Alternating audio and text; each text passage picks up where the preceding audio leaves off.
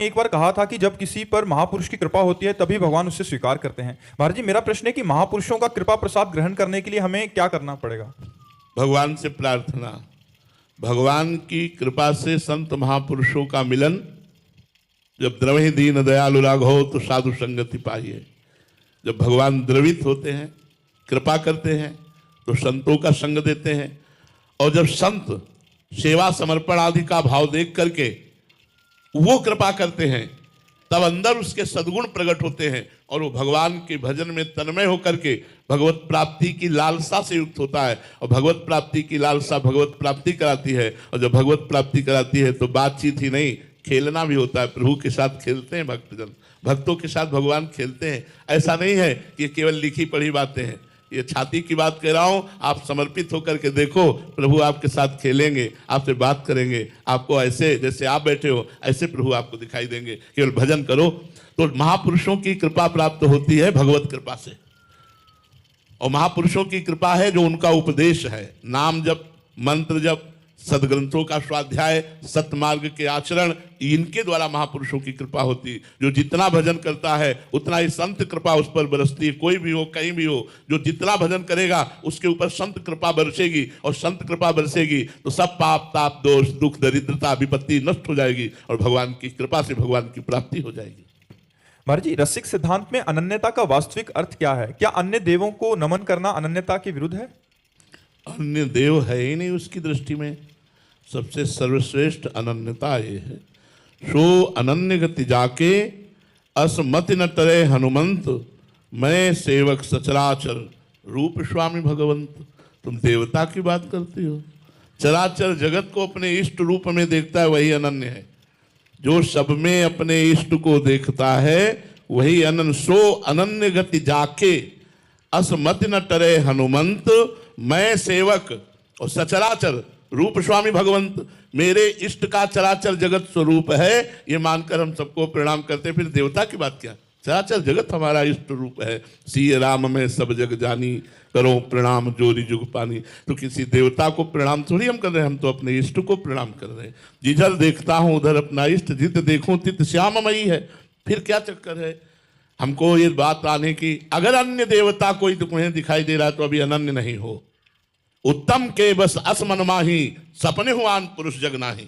उत्तम अनन्य वही है जो सब जगह अपना इष्ट देखता है। अगर और कोई देवी देवता दिखाई देता है तो आप भावना करो कि मेरा इष्ट ही इस रूप में विराजमान है और उसको प्रणाम करो। सबको आदर दो, सबको प्रणाम करो, सब में अपने प्रभु का भाव करो। यही तो अनन्य भक्त का लक्षण है। किसी की अवहेलना करना ये अनन्यता नहीं है। किसी की अवहेलना करना ये अनन्यता नहीं, ये तो उद्दंडता है।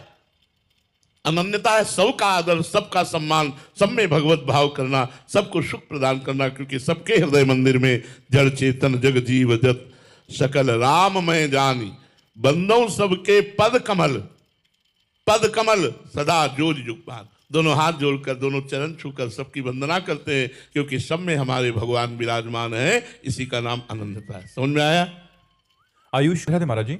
महाराज जी, पूर्ण शरणागति का वास्तविक लक्षण क्या है? क्या परिस्थितियों को स्वीकार करना लक्षण है या भीतर से निर्भय हो जाना? निर्भय, निसंकोच, निश्चिंत, निशोक, ये स्थितियां जागृत होती है। कोई चिंता नहीं, कोई शोक नहीं, कोई भय नहीं।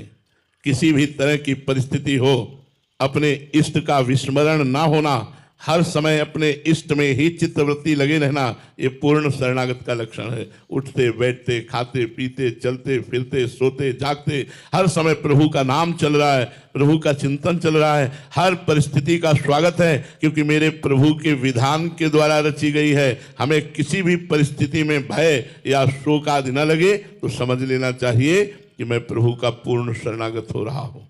जब एक भरोसो, एक बल, एक आस विश्वास, एक राम घनश्याम हित, चातक तुलसीदास। अपने इष्ट का ही भरोसा, इष्ट की ही आस, इष्ट का ही बल, इष्ट की ही चाह, तब समझ लेना चाहिए हमारी पूर्ण शरणागति हो गई।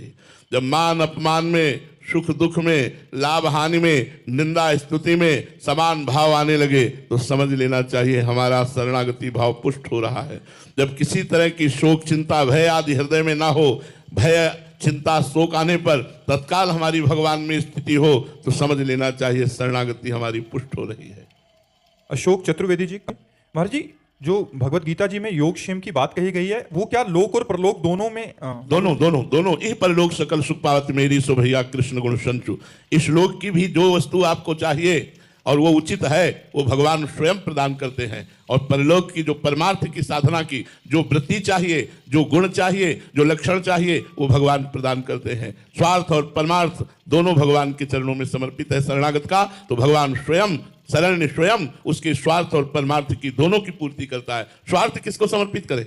अगर परमार्थ केवल भगवान से, तो स्वार्थ किस कहाँ लेके जाएं? वो भी तो प्रभु से ही है। शरीर है, परिवार है, व्यवहार है, तो जो कुछ हमें वो आपसे है। योगक्षेमं वहाम्यहम्, भगवान दोनों का वहन करते हैं, स्वार्थ और परमार्थ दोनों का, लोक व्यवहार और परलोक दोनों का निर्वाह करते हैं। महाराज जी दुख दारू सुख रोग भया जा सुख ताम न होई। महाराज जी गुरुवाणी का फरमान है कि महाराज जी यदि यही संत महात्मा से भी काफी बार सुना है कि दुख ही औषधि है, सुख को रोग बताया है। तो महाराज जी मैं गृहस्थी में हूँ, जो भी सुख मिले जब से आपकी दया से नाम जब पहले से बहुत बड़ा है महाराज जी ये आपका कहने का भाव है कि ऐसी कौन सी ठोकर होगी जिस पर चोट खाकर सीधा गुरु साहिब के चरणों में गिर जाऊं, क्योंकि सुखों की बारिश सी हो रही है। देखो एक बात बताएं, अंदर की बात, हम अपने जीवन के अनुभव की बात, ये मन भगवान की तरफ आश्रय लेने की तरफ नहीं बढ़ता, व्यक्ति की तरफ ज्यादा बढ़ता है। मेरा भाई, मेरा मित्र, मेरे अमुक अमुक, ये इन बातों पर ज्यादा विश्वास करता है, भगवान पर विश्वास नहीं करता, किसी व्यक्ति पर विश्वास करता है। पर यही जिस दिन टूट जाएगा कि सब जगह देख लिया ठोकर ही ठोकर मिल रही, कोई हमारा नहीं, जिधर देखो उधर ठोकर ही ठोकर, तो हृदय आर्त हो जाता है और उसी आर्त भाव में पुकारता है, हे भगवान अब तो आपकी ही मैं शरण में हूं। जब द्रौपदी जी ने देखा कि पांचों पांडव गर्दन झुकाए बैठे, भीष्म आदि कोई बोल नहीं रहा और कड़वी कड़वी बातें कर्ण बोल रहा है, दुशासन को प्रेरणा दी जा रही जल्दी से जल्दी निर्वस्त्र करो, हाथ से पकड़ लिया, जब देखा मेरी भुजाओं में भी बल नहीं रह गया तो दांत से पकड़ लिया, देखा दांत से, ये हमारी दुर्दशा है। ये हमारी दुर्दशा है कि जब तक हमें और कोई बल मिलता है तब तक हम भगवान का आश्रय नहीं लेते। जब द्रौपदी जी ने देखा कि अब एक ही झटके में दांत से साड़ी छूट जाएगी तो छोड़ दिया और ऐसे हे गोविंद, काम बन गया। भगवान वस्त्रावतार धारण करके यही बाजू में विराजमान हो गए, वस्त्रों का ढेर लग गया और द्रौपदी का बाजू से वस्त्र नहीं हटा। यही हमारी दुर्दशा है कि हम किसी न किसी व्यक्ति वस्तु स्थान का आश्रय लिए रहते हैं। रुपये का बल होता है, पदाधिकारियों का बल होता है, परिवार का बल होता है, कई तरह के हम आश्रय वृत्तियां लिए रहते हैं जिससे भगवान का बल नहीं होता। भगवान का बल किसे होता है? सुनेरी मैंने निर्बल के बलराम, सुनेरी मैंने निर्बल के बलराम, अपबल तपबल और बाहुबल चौथो बल है दाम, शूर किशोर कृपाते सब बल हारे को हरिनाम, सुनेरी मैंने निर्बल के बलराम। जब हृदय में आ जाता है कोई हमारा नहीं, तब असली शरणागति होती है, तब भगवान की पुकार होती है, तब वाहे गुरु का असली आश्रय होता है। जब हृदय से समझ में आ जाता है कोई हमारा नहीं है, अब सब जगह से ठुकरा दिया गया, अब कोई इस जगत में हमारा नहीं, हे प्रभु मैं आपकी शरण में हूं। जब तक जगत में एक भी व्यक्ति रहेगा तो मन वहां जाएगा कि शायद वो सहयोग कर दे, तो जब वहां से भी ठोकर मिल जाएगी, कोई व्यक्ति आपका सहयोगी नहीं रहेगा, तब आपका सीधे भगवान से संबंध, सीधे भगवान की शरणागति होती है। जी राधे राधे महाराज जी भगवान की कृपा से मतलब जुडो खेल में पहली महिला अर्जुन अवार्डी बनी। पर महाराज जी मेरे मन में जब भी कोई दुख आता है तो उससे निकलने के लिए मुझे सालों लग जाते हैं। महाराज जी मैं आपको सुनती हूँ और अभी भजन भी करना शुरू किया है, सालों लग जाते हैं। अभ्यास ही नहीं है ना अध्यात्म में। देखो लौकिक चाहे जितना बड़ा पद प्राप्त कर ले, आध्यात्मिक के बिना शांति नहीं मिलेगी। सालों लग जाते हैं किसी विषय को काटने में। अरे मिनट में काट के बहा दिया जाता है, सेकंड में काट के बहा दिया जाता है, घंटा 2 घंटा नहीं टिकना चाहिए। जो विषय आवे विवेक के द्वारा उसे तुरंत निर्णय करके काट के हटा देना चाहिए। घंटों बने रहना, दिनों बने रहना, महीनों बने रहना, सालों बने रहना, ये भजनहीन पुरुष का लक्षण है। उसके अंदर विवेक नहीं है, बुद्धि है, विवेक नहीं है। होए विवेक मोह ब्रह्मागा, तब सब विषय विलास विरागा। आनंद की उत्पत्ति विवेक से होती है। विवेक रूपी तलवार से हर बात काटी जाती है और आनंद का अनुभव होता है। इसलिए सत्संग सुनिए, नाम जप कीजिए और पवित्र भोजन कीजिए। अगर आप मांस खाएंगी, गंदे भोजन पाएंगी तो फिर आपके अंदर विवेक जागृत नहीं होगा। बुद्धि भले चाहे जितनी प्रवीण हो, लेकिन विवेक के बिना आप माया जनित दोषों का नाश नहीं कर सकते। इसलिए विवेक जो है वो पवित्र आहार, सत्संग सुनना, नाम जप करना, इससे प्राप्त होगा। यमराज तुम्हारा कप नहीं देखते, भजन कितना किया हो, सत्कर्म कितने किए हो, धर्म से कितने चले हो, ये बात देखते हैं। मनमानी आचरण करोगे भोगोगे। महत्व है सदाचरणों का, दैवी संपदा का, परोपकार का, भगवान के भजन का और सत्कर्म अपने जो जहां है अपने कर्तव्य का ठीक से पालन करते हुए भगवान की आराधना करें, इसका महत्व है। और ये सब यही रखे रह जाएंगे, इनका कोई महत्व नहीं। राधे राधे महाराज जी। महाराज जी, अध्यात्म की दृष्टि से दरिद्र कौन है और धनवान कौन है? जो भजन विहीन है वो दरिद्र है, और जो भजन युक्त है वो धनवान है। कबीर साहब कहते हैं, कबीरा सब जग निर्धना, धनवंता नहीं कोई, धनवंता सोई जानिए, जाके राम नाम धन होई। दरिद्र कौन है? जो भजनहीन है। और धनवान कौन है? जो भजन युक्त है। जो जितना भजन करता है उतना ही बड़ा धनी है, और जो भजनहीन है वो बेचारा गरीब दरिद्र मरेगा तो सब बैंक बैलेंस रुपया पैसा यहीं रह जाएगा, और नरक में जाकर के नाना प्रकार की फिर योनियों में जाना पड़ेगा। और अगर भजन किया है तो आपका परलोक संभल जाएगा, लोक परलोक सब संभल जाएगा। ये सच्ची बात मान लो। गोस्वामी तुलसीदास जी के शब्द हैं, जब राम का नहीं था तो मांगने से टुकड़े नहीं मिलते थे, आज राम का हो तो बादशाह ताज उतार के रखता है। लोक परलोक दोनों जगह अगर आनंद प्राप्त करना है तो भगवान की शरण में हो जाओ, भगवान का नाम जप करो, सब तुम्हारा सुखमय हो जाएगा। यदि तुम भगवान का आश्रय ले लो, भगवान का भजन करो। तो दरिद्री कौन? जो भजन नहीं करता। और धनवान कौन? जो भगवान का भजन करता है।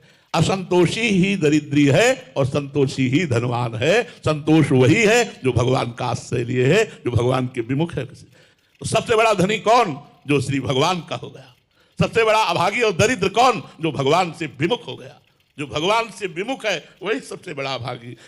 हम तुम्हें अपने जीवन की बात बता रहा हूं, किसी योग्य नहीं, केवल भगवान की शरण में हुए। मूकम करोति वाचालम पंगुम लंघयते गिरिम यत् कृपा तमहम वंदे परमानंद माधवम। वो भगवान आप देख ही रहे, हम तुम्हें क्या वर्णन करें। तो क्या आप के भगवान नहीं? आप क्यों भटक रहे हो? आप क्यों इधर उधर भुलावे में आ रहे हो? अपने घर में ठाकुर जी विराजमान करो, आरती करो, कीर्तन करो, नाम जप करो, एक अध्याय भगवान की कथा सुनाओ, देखो तुम्हारा मंगल हो जाता है कि नहीं। ये जादू टोना इधर उधर, हम तुम्हें सुख दे देंगे, ऐसा कौन पैदा हुआ है किसी को सुख दे दे? निज कृत कर्म भोग सुन भ्राता, को न काहू की सुख दुख कर दाता। अवश्य में वो भोक्तव्यम कृतम कर्म शुभा शुभम। अवश्य आपको भोगने पड़ेंगे जो कर्म करोगे। इसलिए खूब नाम जप करो। नाम जापक धनी, भगवत विमुख नाम जपने वाला जो नहीं है वो सबसे बड़ा दरिद्र है, बेचारा, दया का पात्र है। महाराज जी, आपने कहा कि अपने कर्म भोगने पड़ेंगे। हमसे गलतियां हो गई इसी जन्म में, अभी कैसे मतलब भोगने ना पड़े, ऐसा कोई विधान है? हाँ, देखो, अगर हमारा सुप्रीम कोर्ट फांसी निश्चित कर दे, एक रास्ता है, राष्ट्रपति क्षमा कर दे। अगर राष्ट्रपति महोदय क्षमा कर दे तो उसकी फांसी टल जाएगी कि नहीं? ऐसे ही अनंत ब्रह्मांडों के राष्ट्रपति हमारे श्री कृष्ण प्रभु हैं, श्री राम हैं। यदि हमसे घोर अपराध बन गए हैं तो भगवान कहते हैं, सर्वधर्मान परित्यज्य मामेकम शरणं व्रज, अहम त्वां सर्व पापेभ्यो मोक्षयिष्यामि मा शुचा। मैं तुम्हें माफ कर दूंगा। जब राष्ट्रपति माफ कर देगा तो सुप्रीम कोर्ट के द्वारा पास हुई फांसी भी टल जाएगी। ऐसे ही हमारे जितने कर्म हमको दंड देने के लिए तैयार हैं, यदि हम भगवान की शरण में हुए और भगवान का नाम जप किए, भगवान की आरती पूजा किए, भगवान के भक्तों का संग किए, तो निश्चित सर्व पाप नष्ट हो जाएंगे, हमारा मंगल हो जाएगा और हमारे दुख नहीं भोगना पड़ेगा, पक्का।